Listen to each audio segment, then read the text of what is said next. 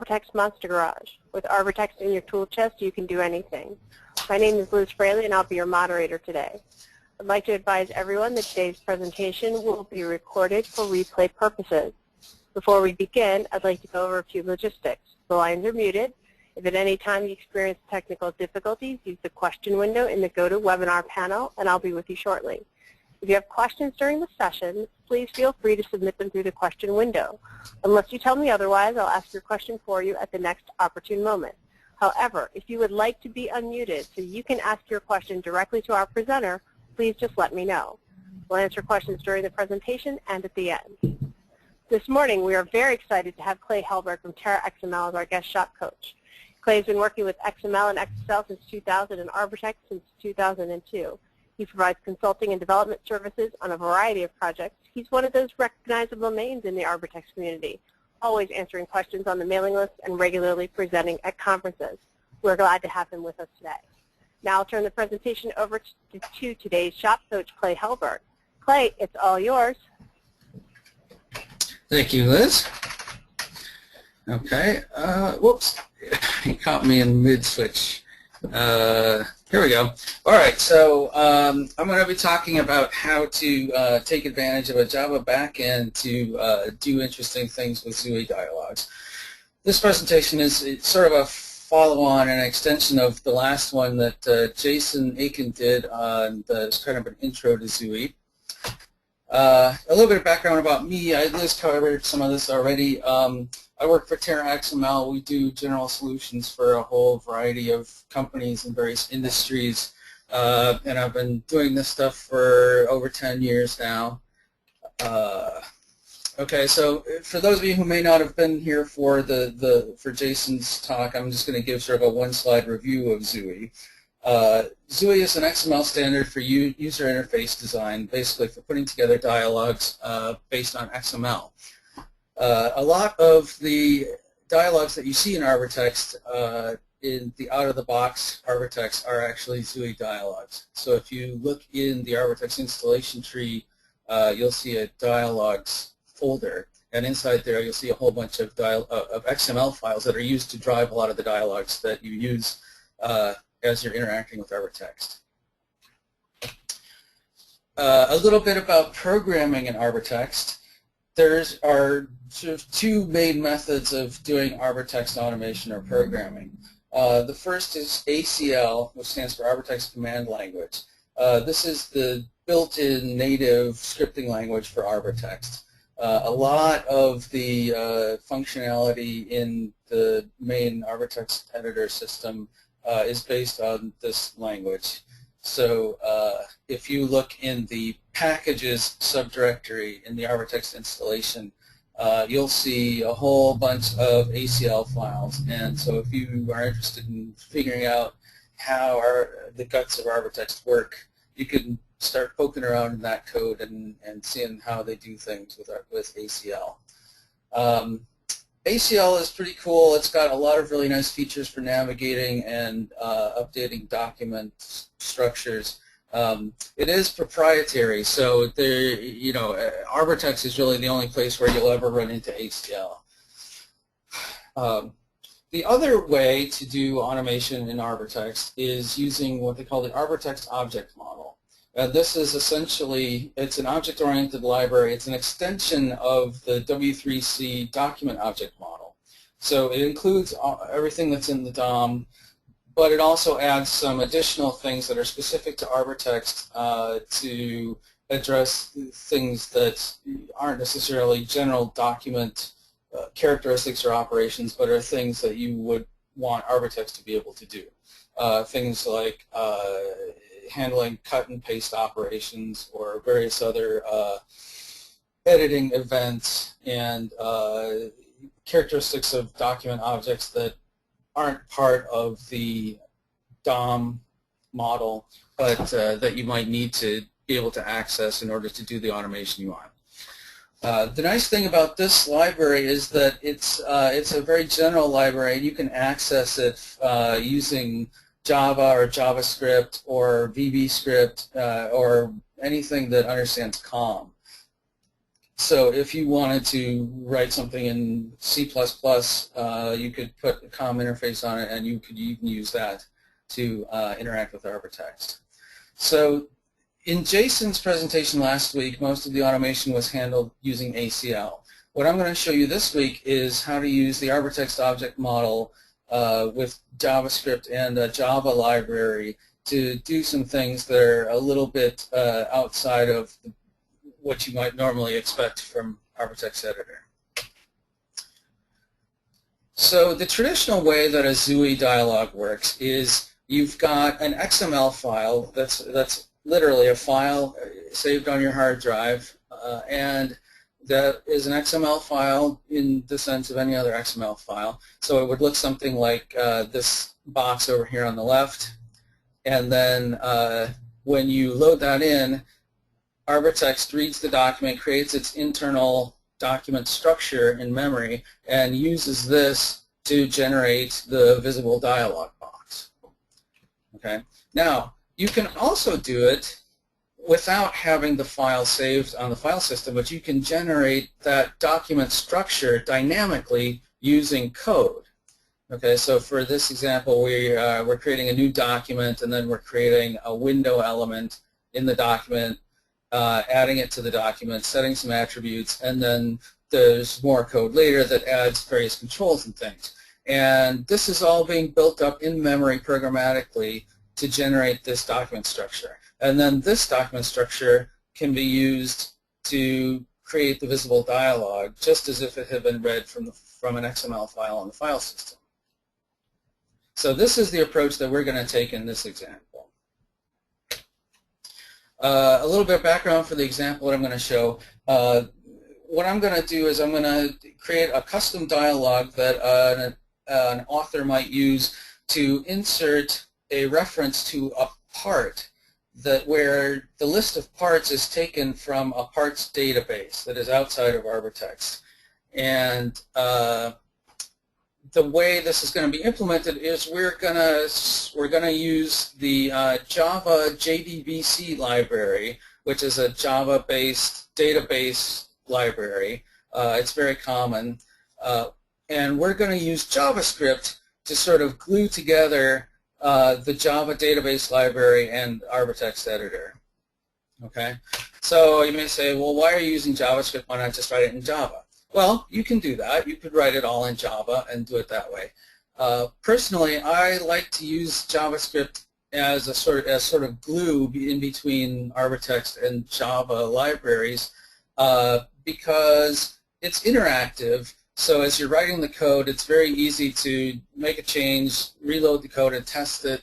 You don't have to go through an elaborate compilation debugging cycle. You just change the code, run it again, and see the result. You also, because JavaScript has dynamic variable typing, you don't have to worry about recasting things.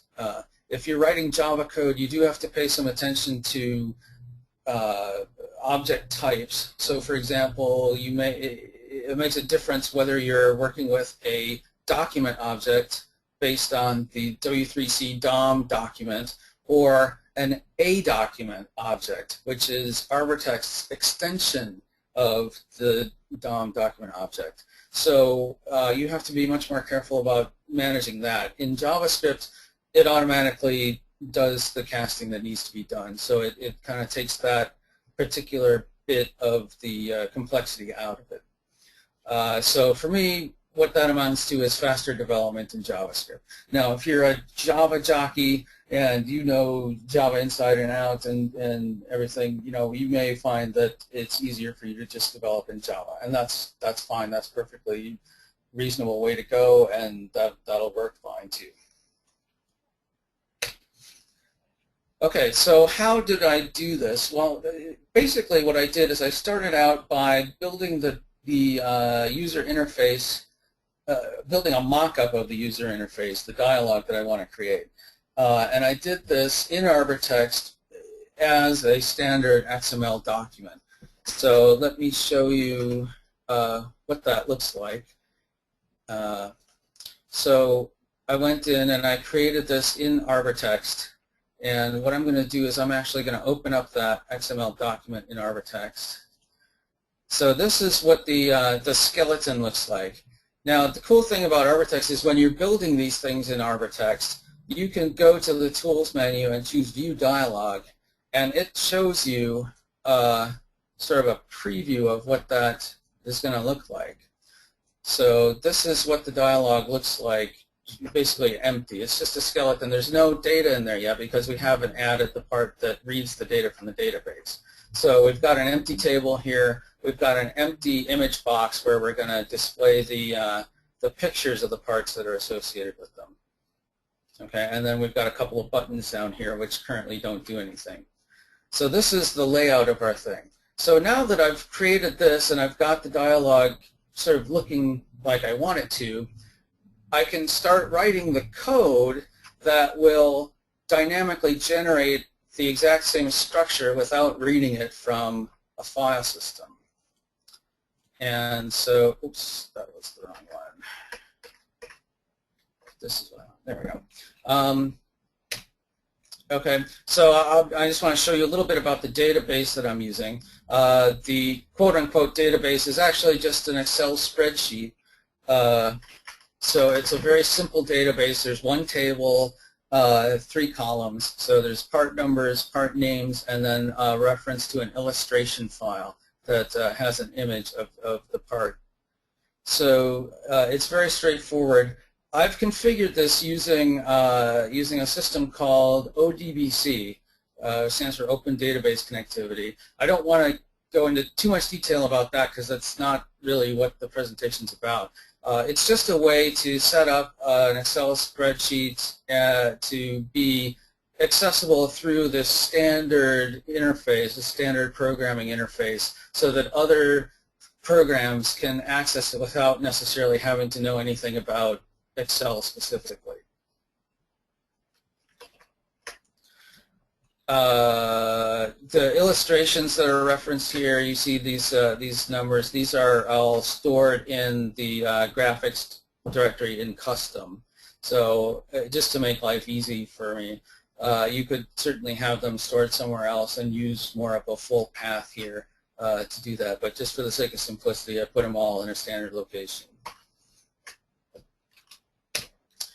Okay, so this is the skeleton.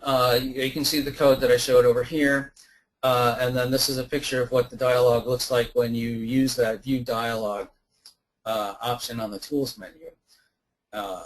And that's a real nice way to design it because the thing updates dynamically as you work on the thing. So if I choose View Dialog here, I can see this. Yeah, unfortunately it's a little too big for my, I shrunk the screen down for the purpose of the webinar, but it looks like I needed to, you know, after doing that my dialog is a little bigger than the screen. But anyway, you can shrink it down, you can resize the dialog. But if I wanted to add another button, say, it's very easy to do that and the thing will update live. You can see my little tiny button there, which doesn't have a label yet, but as soon as I add a label, say new button, and now I have my new button there. And so it's really easy to be able to see how things are going to get laid out. If you wanted these buttons to be stacked vertically instead of horizontally, you could go to this box and change the attribute, the orientation, and then it's going to line them up differently. So now they're all stacked up this way instead of across. Okay, so this is a nice way to sort of prototype your dialog, get the framework, and figure out what it's going to look like. Once you're happy with it, then you can start writing the code to generate the structure that you've made. So I'm going to revert back to what I had originally. And actually, I think we're done with that. We don't need to look at that anymore. Okay, so now we're going to go ahead and look at the code. And there's several things we want to sort of point out as we look at this. So the first part is, let me go ahead and expand this. If anybody has trouble seeing this or reading it, let Liz know, or type a message in the chat window, and I'll see if I can bump up the font or whatever we need to do. but hopefully this will be legible. So the first thing we're going to do is we've got this main function which is load part data.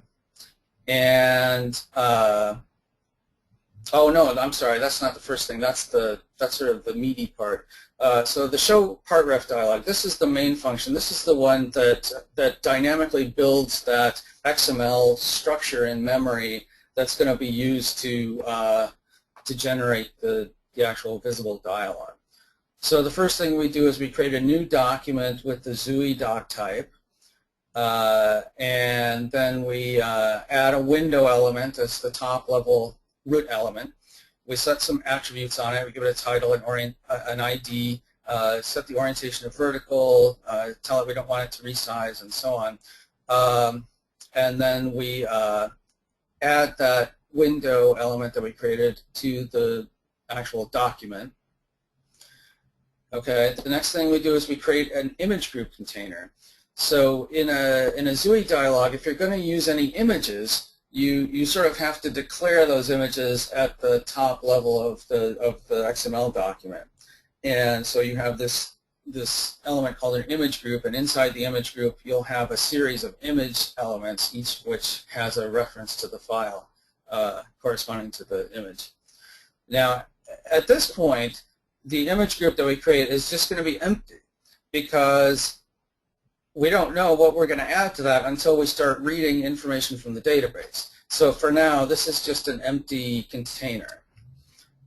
Similarly, we're going to create a table, and so we create a table control, we set some attributes on it, and then we create a header element and some columns so that the columns in the table will have headers at the top of them. Okay, and then that's all we do with the table too, because the table also is primarily going to be populated by reading information from the database and then inserting it into the table. Then we add a picture box, which is the region on the dialog where we actually display the image once we load it. We're going to have some buttons, so we add the buttons at the bottom. This is the function where we actually go out, read from the database, and get the information, use it to populate the image group, the list of images that we need to keep track of, and the table, the rows in the table that correspond to the parts. Finally, we add event listeners, and these are the bits of code that handle clicks and things that the user does in the dialog. So we have a listener on the table that fires when the user selects something in the table. So if the user selects a row in the table, for example, this will fire and will do something, which we'll look at in more detail in a minute. And then the two buttons in the dialog also have listeners, so that when the user clicks the insert button, it does one thing, and when they click the cancel button, it does something else. And then once we've got all that set up, we're ready to display it. So we create the dialog from the document, and then we call the show method, and that's about all we need. Okay, so let me go back here. Okay, so the code to access the database and populate the controls. So now that we've got the skeleton all put together, we call this load part data function, and we pass it the two nodes in the virtual document in the XML tree structure that correspond to the table we want to populate and the image group we want to populate. And so here's this function. So the first thing we do is we add the column headings again, set those up, and then this is the sort of the meaty part. This is where we get into the interface with the Java database library. So the first thing we do is we set up a URL, and this is something that's part of how this JDBC library works. Again, I'm not going to go into a huge amount of detail about that because it's only here for an example of how to drive XUI from Java. It's not, there's plenty of good material online if you want to learn about JDBC and how it works. So this is basically a pointer to the data source that I have configured on my computer here. And if you look at the slide deck, when we get to the end, I have an appendix, some extra slides that give you some information about how to configure a data source on your machine if you wanted to take this sort of and try to implement it yourself and see how it works. So basically, we set up a URL that points to the database. We access the Java library. So this is sort of the tunnel from JavaScript into Java. And the way this works is by using the packages object and then a fully qualified Java object name or class name. And in this case, we're calling a static function on this driver manager object. And that's going to create a database connection to this database. And then we're going to create a statement and set the statement to select star from the parts table. And again, this is database stuff that we don't, that's, you know, the details aren't all that important, but you can look this stuff up later. Basically what this says is grab all the data from the parts table and start reading it in. So we start reading in the data, and for each row of data that we get back from the database, we want to do two things. We want to add a row to the table in our control, in our dialog, and we also want to take that information about the parts image, the graphic, and add that to our image group. So the first part is we create a new row for the dialog document. We give it an ID. We set the first row to be selected by default, and then we create 3 cells for the row, and each cell corresponds to one of the fields in the database. So we read the part number and set that in the first column. We read the part name and set that in the second column, and we read the part illustration and set that in the third column. Okay? And then once we have the row all set up, we add it to the table. And finally, we get the image information, and that's we're taking that out of the table that we just created and setting that as the ID on this new image element that we've created inside the image group at the top of the dialog document. And then finally, once we're done reading all the data, when there's no more data to be read, then we close the database connection and we're done.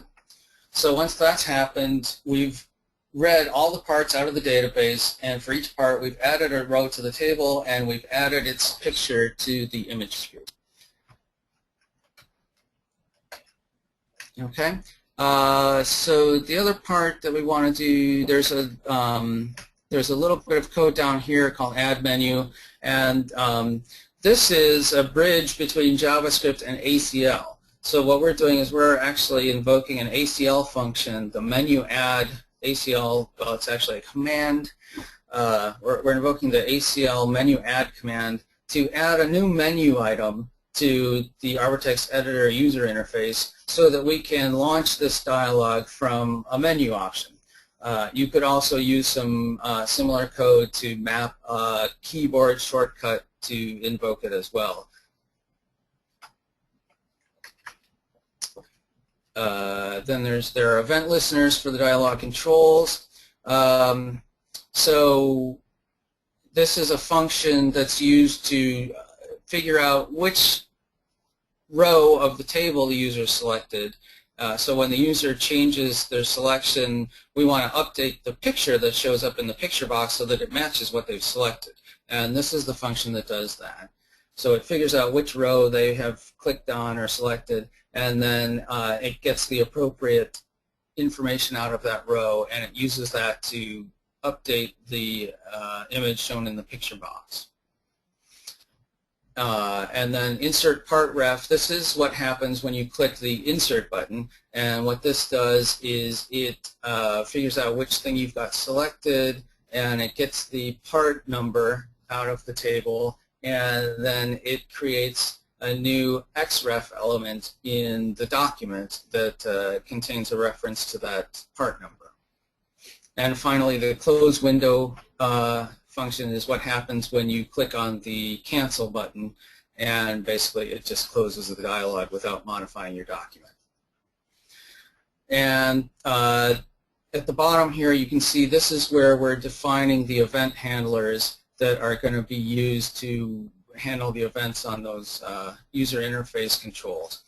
And I don't want to go into too much detail about this. This is pretty well documented in the Arbortext. I think it's in the Programmer's Guide, and it describes how to set these up in JavaScript. You would do something similar in Java. The main difference being that you would have a different way of creating these objects and managing the data types.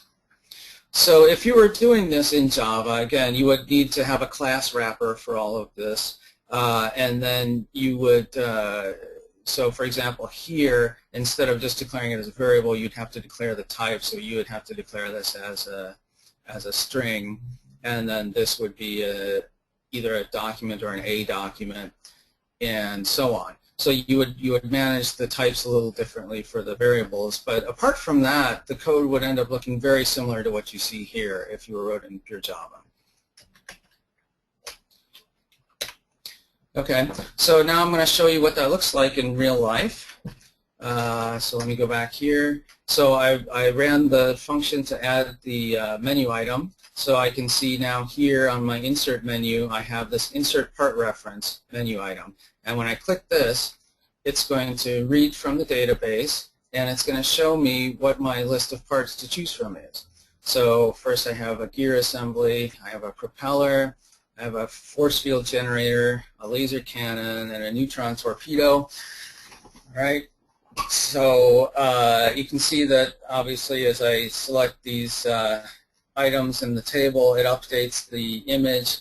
And so if I want to insert a reference to the force field generator, whoops, wait, that wasn't what I wanted. Oh yeah, oh, this. Okay, so sorry, this is an issue because my dialog is taller than my my screen right now. So I'm going to have to move this over to my other monitor to find those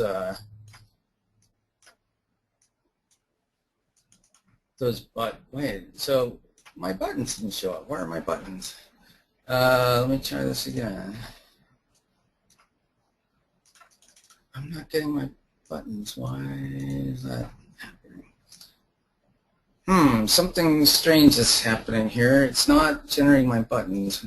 Maybe there's something in my code here that...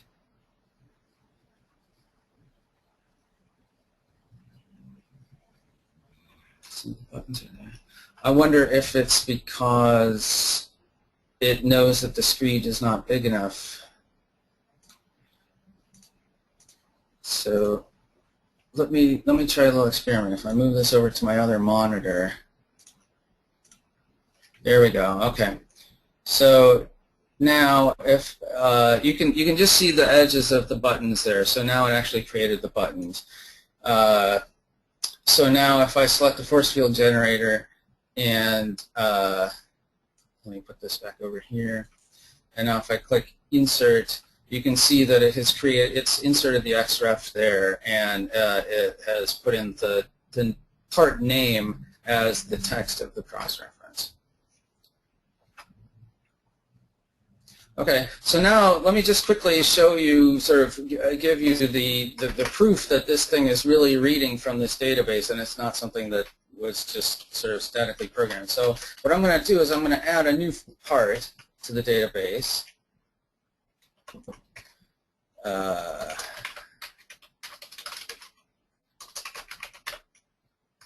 Okay, so I'm going to set this up with a new part that's a teleportation module, and I happen to have the picture for that already in the right location. So now I'm going to save this file, and now I'm going to switch back to Arbortext, and let me go back here and insert another part reference. And now you can see I have this new part is listed here, the teleportation module, and if I click on that I can see the picture of it. It's actually just a shower stall with a funky blue light in it, but you know, that's cool. So you can see that this is reading the live from the database. It's really going out and it's accessing the data from the database to build this dialog and add the table rows and the pictures that are necessary for the dialog. Okay, and that's pretty much it. So I will open it up for questions or comments. Wow, thanks, Clay. That's fabulous. You were fantastic. You always explain things extremely well. It's easy for people to understand and get started. Thank you. So while you got two others, I just wanted to show people the appendix slides you got at the end. Oh, sure. We'll post these with the video. Okay. So if you want to take a minute to talk about these. Okay, sure. So if you wanted to set up something like this as a database so that you can play with the JDBC interface, it's pretty easy to do. ODBC stands for Open Database Connectivity. It's sort of a general API for most databases support in one form or another. So you can set up an Excel spreadsheet as a data source like this, but you can also set up an Oracle database or MySQL or SQL Server or Access, whatever kind of database you might be running. Chances are you can get it configured as an ODBC data source. And the way this works is something like this. Once you've got the database set up as a database, you go into this, and these are the instructions for Windows Vista. It varies slightly across versions of Windows, but generally speaking, it'll be something along these lines. So you'll open up the control panel, go to Administrative Tools, and then there'll be a control panel in there called Data Sources. So you open that up. You're going to go to the System DSN tab. I'm sorry, I forgot what DSN stands for. Data source name, I think it is. Click the Add button, and then it's going to ask you to select a driver. If it's a standard thing, then what you need is probably already in the list. If it's something that's not quite standard, like if you're using MySQL or Progress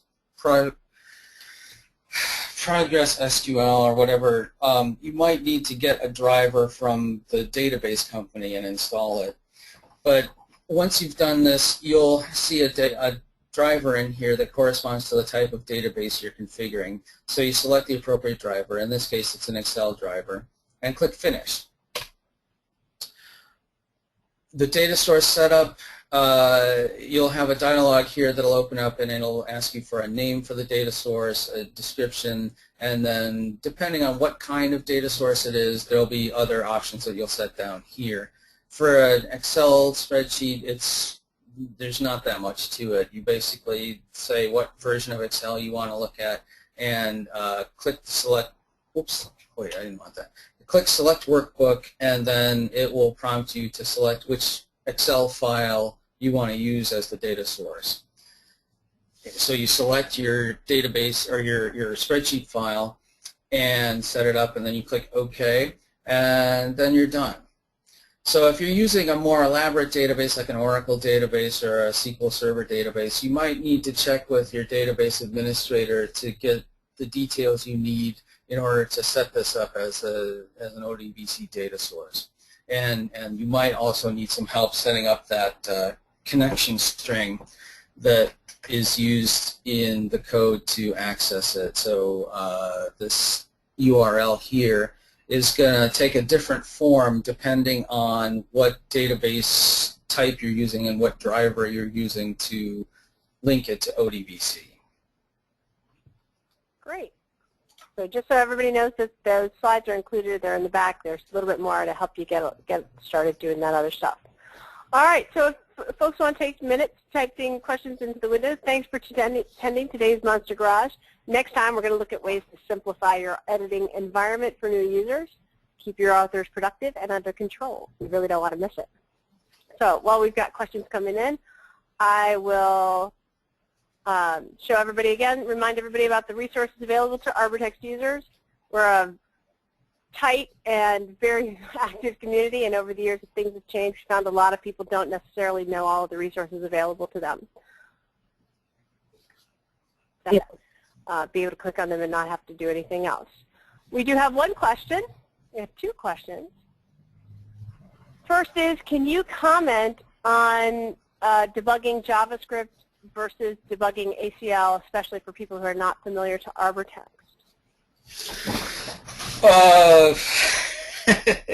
Well, you know, I could go on for a long time about that, and in fact, I did that a couple years ago at the PTC user conference where I gave a presentation on debugging. There's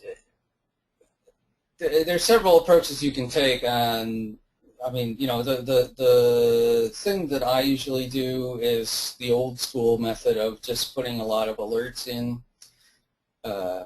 But there are also more sophisticated ways you can do it. You can actually hook up Arbortext to Eclipse and use the Eclipse debugger to single step through ACL code and stuff like that. For me, that's a lot of overhead, and I do it sometimes, but not all that often. It's easier for me to just throw some response calls in at strategic points in the code and do most of my debugging that way. All right. Well, one more thing about that. For the JavaScript in particular, if you're using this JavaScript that has the access to Java objects and libraries, there's a Java console in Arbortext where you will see error messages and things like that. So if you go to the Tools menu, Administrative Tools, and select Java console, you will see this little box here. And so if you go into JavaScript and you say foo equals packages java.foo.bar. Okay, so this is, I'm trying to create some... Do you want to share your screen again? Yeah, okay. So if you can see this, so sorry, I forgot you guys couldn't see my screen. So I went to Tools, Administrative Tools, Java Console, and that shows me this dialog. So now if I try to access some Java object that doesn't exist, it's going to give me, oh no, why didn't it give me a message? All right, so if I say foo.test, okay, it's going to give me a stack trace here that says it doesn't understand what I'm looking for. And so you can use this to do your debugging too in JavaScript. And I'll agree with the other commenter who said, excellent, Clay. Oh, thank you. All right. I think we haven't got very much in the way of other questions. You always do explain things extremely well. And we're glad to have you as a presenter and shop coach. Be sure to join us next time. It's 2 weeks from today, and we'll have a good time. Clay, thanks for being today's shop coach, and thanks everybody for coming to the Monster Garage. See you next time. Thanks. It was fun.